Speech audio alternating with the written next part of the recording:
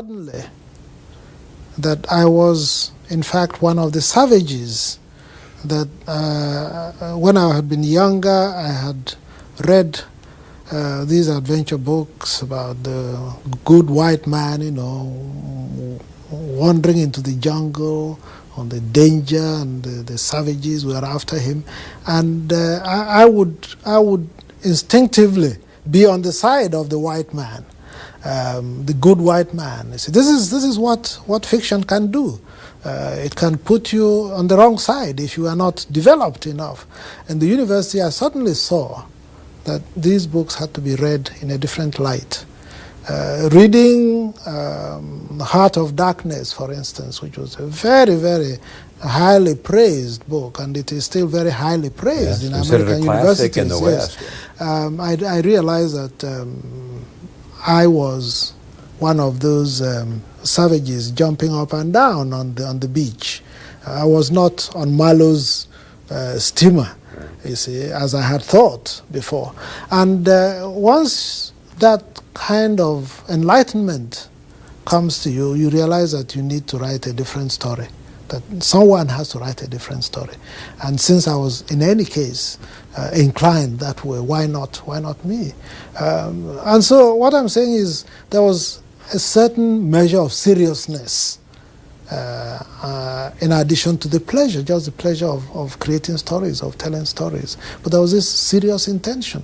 And so when somebody gets up and says, oh, but literature or poetry should have nothing to do with society or with heavy things like politics, I just can't understand. Well, they do all the time. They shape our image of the world, right or wrong, true or false. You once said that Africans hope the West and America in particular will listen. If we listen, what will we hear? What does Africa have to say to the rest of the world? Well, first of all, we are people. We are not funny beings. We are not funny beings, We are not. If you take up any newspaper here, I mean, you probably wouldn't see Africa at all mentioned for months. Then perhaps one day a year, it is some strange story. It has to be that kind of story that we've come to associate with Africa. And I would simply say, look at Africa as a continent of people. There are people there, just people.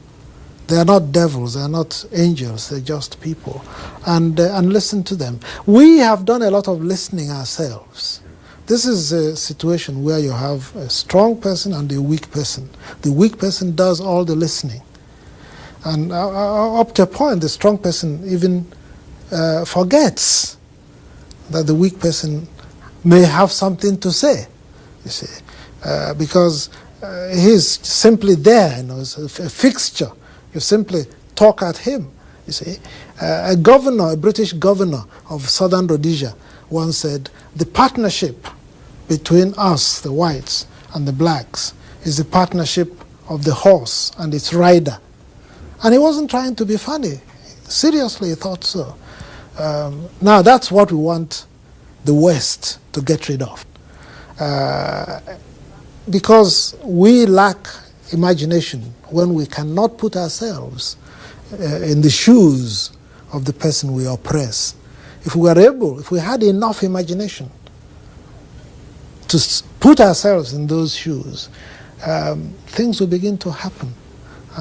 So it is important that we listen, that we develop the ability to listen to the weak. Not only in Africa, but even in your own society. The strong must listen to the weak. From the University of Massachusetts at Amherst, this has been a conversation with Chinua Achebe. I'm Bill Moyers.